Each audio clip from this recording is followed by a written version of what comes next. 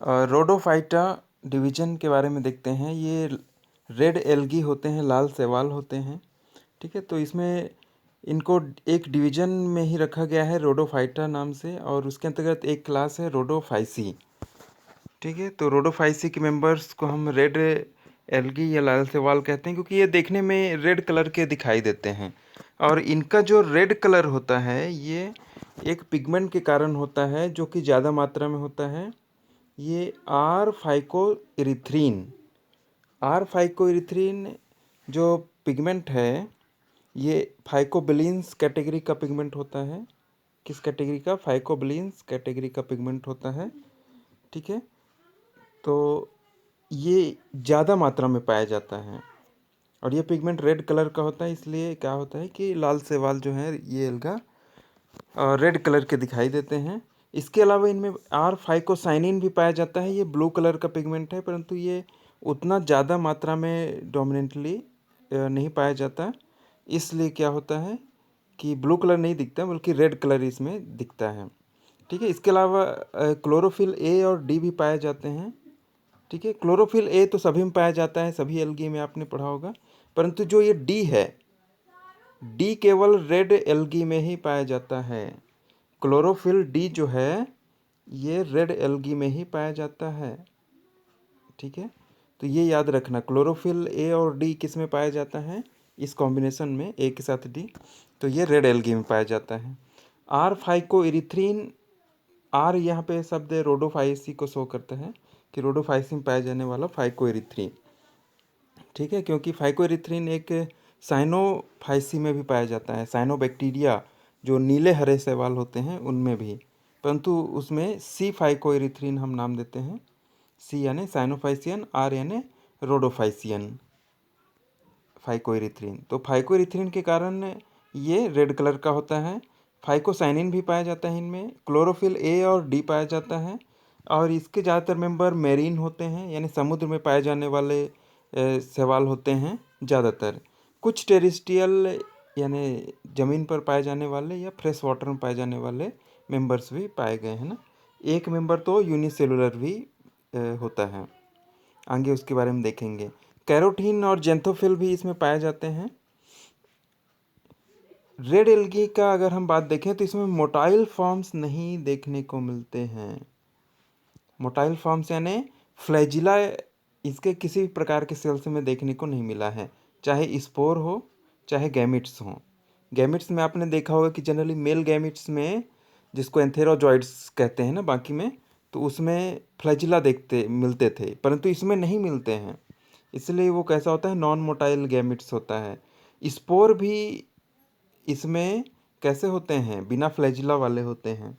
ठीक है, ये याद रखना है, ये स्पेशल कैरेक्टर है। यानी रोडोफाइसी में मोटाइल फॉर्म या फ्लैजिला नहीं होते हैं ना, मोटाइल फॉर्म्स नहीं होते हैं, फ्लैजिला भी नहीं होते हैं। स्टोरेज फूड की अगर हम बात करें, किस रूप में भोज्य पदार्थ स्टोरेज रहता है, तो वो स्टार्च के रूप में, और उसका एक विशेष रूप है स्टार्च का, जिसको हम फ्लोरिडियन स्टार्च कहते हैं। ठीक है, तो फ्लोरिडियन स्टार्च यानी रेड एल्गी में पाए जाने वाला स्टार्च का एक रूप है, फॉर्म है, तो ये इसमें पाया जाता है। इसके अलावा मेल गैमिट नॉन मोटाइल होता है, हम देख चुके हैं ना, यानी इसमें फ्लैजिला नहीं होता। तो मेल गैमिट जो होता है इसको हम स्पर्मेसिया कहते हैं। इसमें क्या बोलते हैं? स्पर्मेसियम। जनरली एंथेरोजॉइड्स आपने पढ़ा होगा एल्गी में। ठीक है, तो एंथेरोजॉइड्स नहीं बोलते, बल्कि हम क्या बोलते हैं? स्पर्मेसियम, क्योंकि इसमें फ्लैजिला नहीं होते, नॉन मोटाइल होता है। ठीक है, और बहुत छोटे होते हैं। ठीक है, ये यहाँ पर डायग्राम देखते हैं स्पर्मेसियम का। ये छोटे छोटे हैं, नॉन फ्लैजिलेटेड स्पर्मेसियम है। ठीक है, ये मेल गैमिट्स होते हैं। फीमेल सेक्स ऑर्गन के अंतर्गत देखें तो इसको हम कार्पोगोनियम कहते हैं। इसमें भी देखिए अंतर है, जनरली उगोनियम कहा जाता है, परंतु इसको कार्पोगोनियम कहा जा रहा है ना। क्यों? क्योंकि इसमें भी यहाँ पर ये सेंट्रल रीजन तो है ही, साथ में इसमें एक सामने लंबा इलोंगेटेड पार्ट निकला होता है, जिसको हम ट्राइकोगाइन कहते हैं। क्या बोलते हैं? ट्राइकोगाइन। ये उगोनियम या कार्पोगोनियम के ऊपर भाग निकला होता है, जिसमें आकर स्पर्मेसियम क्या होते हैं? चिपक जाते हैं। इसको आप अगर कंपेयर करेंगे फ्लावर से तो उसमें स्टिग्मा जैसा ये संरचना दिखता है ना, कि नीचे ओवरी है, ऊपर स्टाइल और स्टिग्मा है। तो उसी तरीके से इसमें कार्पोगोनियम है। जनरली सभी एल्गी में ओगोनियम होता है, इसमें कार्पोगोनियम देखने को मिल रहा है ना। तो कार्पोगोनियम में ऊपर ट्राइकोगाइन नामक एक स्ट्रक्चर होता है जो कि रिसेप्टिव का काम करता है, किसके लिए? स्पर्मेसियम के लिए। स्पर्मेसियम आके इसके साथ चिपकते हैं, फिर नीचे धीरे धीरे ट्रांसफ़र होते हैं ना।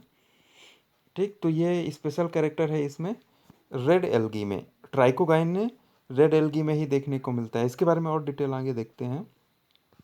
पहले थैलस ऑर्गेनाइजेशन देख लेते हैं। तो थैलस ऑर्गेनाइजेशन यानी कैसा इसका प्लांट थैलस होता है। तो यूनिसेलुलर भी एक स्पीसीज में देखा गया है, एक जीनस में, पोरफायरिडियम। पोरफायरिडियम रेड एल्गी है, ये यूनिसेलुलर होता है, एक कोशिकीय होता है।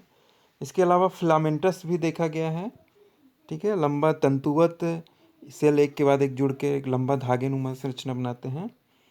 तो वो मिलता है गोनियोट्राइकम में। ठीक है, इसका नाम आप नहीं सुने होंगे। ठीक है, मेंबर अनकॉमन है। ज़्यादातर मेंबर्स में पैरेनकाइमेटस होता है। जो थैलस कैसा होता है? पैरेनकाइमेटस, यानी एक फ्लैट प्लेट लाइक स्ट्रक्चर होता है, जैसे लीफ लाइक स्ट्रक्चर भी आप कह सकते हैं ना। ठीक है, पत्ती के समान समान चपटा स्ट्रक्चर होता है, तो उसे हम क्या कहेंगे? Parenchymatous structure of thallus. ठीक है, तो पैरेनकाइमेटस ज़्यादातर में होता है। ठीक है, पत्ती नुमा संरचना होती है, जो कि पत्ती नहीं कह सकती क्योंकि उसमें वैस्कुलर सिस्टम नहीं होता है। ठीक है, वैस्कुलर बंडल नहीं होता, ये तो एल्गी की बात हो रही है ना। ठीक है, तो पैरेनकाइमेटस थैलस ज़्यादातर रेड एल्गी में, लाल शैवाल में देखने को मिलता है ना। क्लासिफिकेशन की बात करें तो इसको दो भाग में पहले हम डिवाइड करते हैं। पहले तो इसको डिवीजन रोडोफाइटा में रखते हैं। उसके बाद एक ही क्लास है रोडोफाइसी, उसके अंतर्गत दो सब क्लास हैं, एक है बेंगियोइडी और एक है फ्लोरिडी। ठीक है, तो बेंगियोइडी जो है ये प्रिमिटिव या प्राचीनतम रूप के पाए जाते हैं रेड एल्गी, जिसके अंतर्गत एक ही ऑर्डर है बेंगियल्स, और पोरफायरा इसका मेंबर है। ठीक है, पोरफायरा जैसे कुछ और जीनस भी इसमें शामिल हैं, पोरफायरिडियम भी इसमें आता है।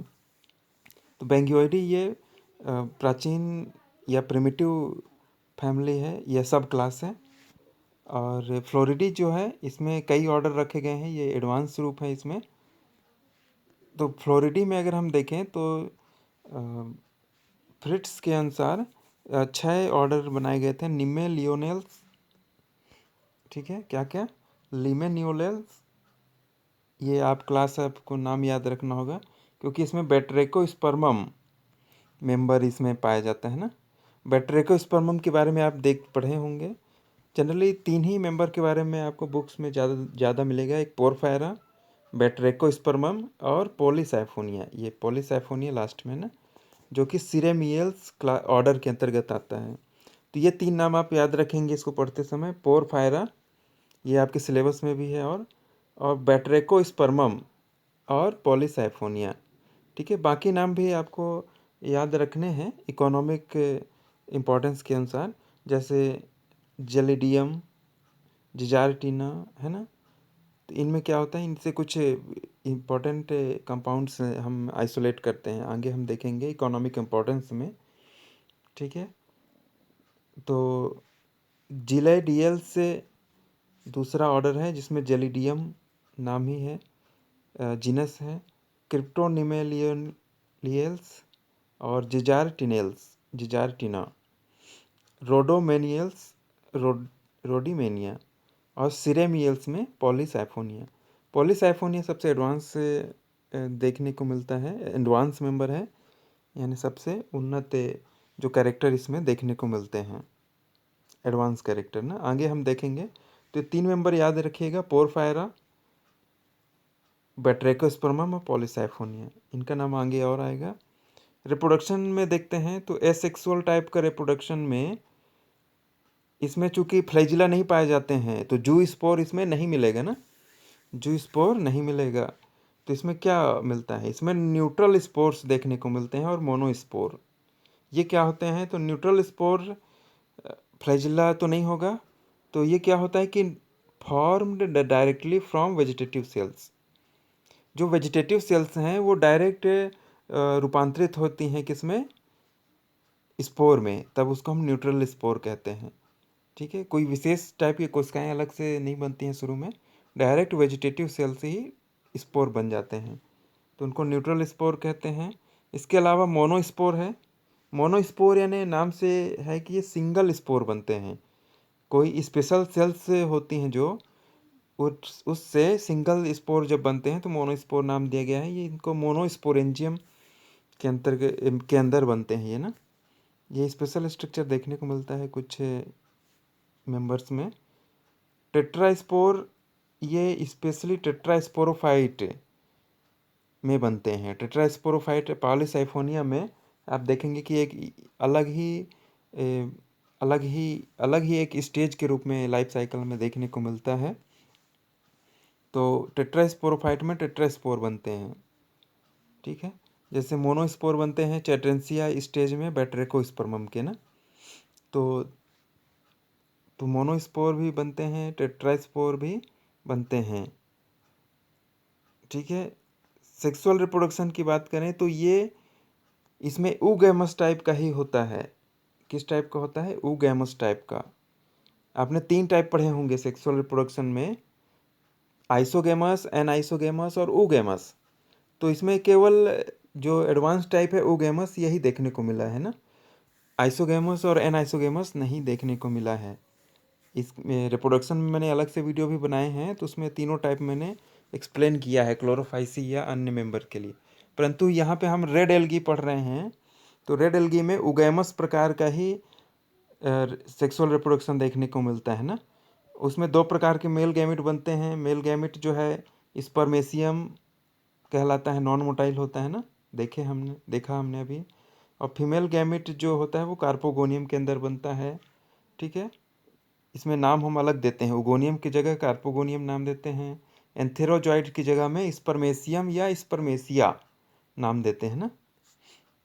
ठीक है, तो इसको हम इस डायग्राम से हम देखे भी थे ना, स्पर्मेशियम है और यहाँ से बन रहे हैं, और यहाँ पर ये क्या है, कार्पोगोनियम।